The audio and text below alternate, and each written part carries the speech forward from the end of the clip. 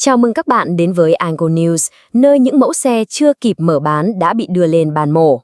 Hôm nay, ta nói về một người lạ bí ẩn vừa len lén bước chân vào Việt Nam mà không một lời chào hỏi.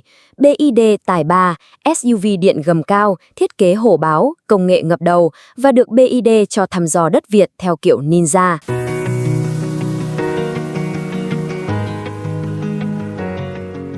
Tai 3 là tân binh SUV thuần điện của Fangchengbao, thương hiệu con cùn ngầu nhất nhà BYD. Mới ra mắt tại Trung Quốc vào tháng 4 năm 2024, nhưng đã được BYD đăng ký bảo hộ kiểu dáng tại Việt Nam, nghĩa là bước đầu dọn ổ. Xe dài hơn 4,7 m, rộng như CX-5 nhưng mang phong cách Bronco phiên bản chạm tấu, hầm hố nhưng thân thiện. Thập pin blade của BYD, cái tên nói lên tất cả. Không dùng pin hình trụ như Tesla hay pin pouch như Hyundai, BYD dùng pin thanh kiếm, blade battery, dạng LFP nhưng siêu bền, siêu khó cháy.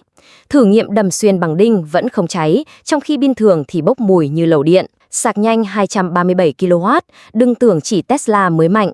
VinFast VF7 sạc nhanh tầm 160-180 kW. Tesla Supercharger V3 tối đa 250 kW. Tai 3 chạm gần đỉnh sạc từ 30 lên 80% chỉ trong 18 phút, kịp uống ly trà sữa chưa kịp đá tan. Đầu xe vuông vức, lưới tản nhiệt giả cực bự, dù xe không cần tản nhiệt, chơi là chính. Cụm đèn hậu móc câu như đang cố nói, tao không theo mốt, tao là mốt. Mâm 21 inch, ốp nhựa hầm hố quanh thân, đèn định vị LED vắt ngang mỗi xe. Nội thất, màn hình trung tâm dọc khổng lồ, hiển thị như iPad nhưng phản ứng mượt hơn VF8.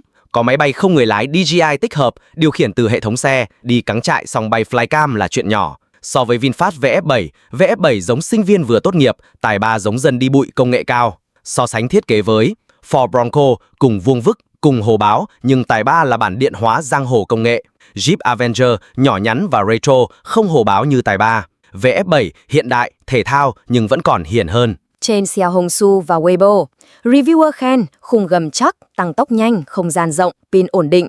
Giao diện thân thiện hơn các mẫu BYD cũ, siêu Atto 3. Nhưng vẫn có chê. Cách âm chưa đủ tốt khi đi tốc độ cao.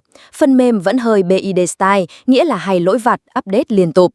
Một số người nói hệ thống phanh tái tạo hơi gắt, đi trong phố phải làm quen dần. Giá tại Trung Quốc, bản tiêu chuẩn khoảng 22.000 USD, khoảng 530 triệu VND.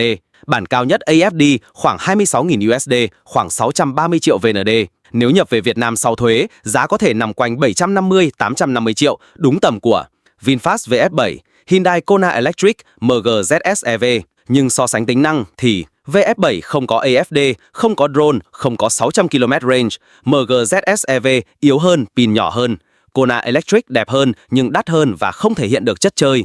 Nếu bạn chán SUV điện kiểu mềm mại, thông minh dễ bảo, muốn một chiếc xe kiểu vừa đi phố, vừa off-road, vừa chở chó mèo, vừa livestream flycam và dám bước vào thế giới xe Trung Quốc, thì BYD Tai 3 là con bài bạn nên canh quý 4 2025, đầu 2026. Nếu bạn nghĩ sao, nếu BYD Tai 3 ra mắt ở Việt Nam tầm 800 triệu, bạn chọn nó, VF7 hay vẫn trung thành với xe xăng? Đừng quên để lại comment nhé, và bấm theo dõi AngoNews để không bỏ lỡ những chiếc xe chưa kịp mở bán đã bị soi kỹ như bài kiểm tra đại học.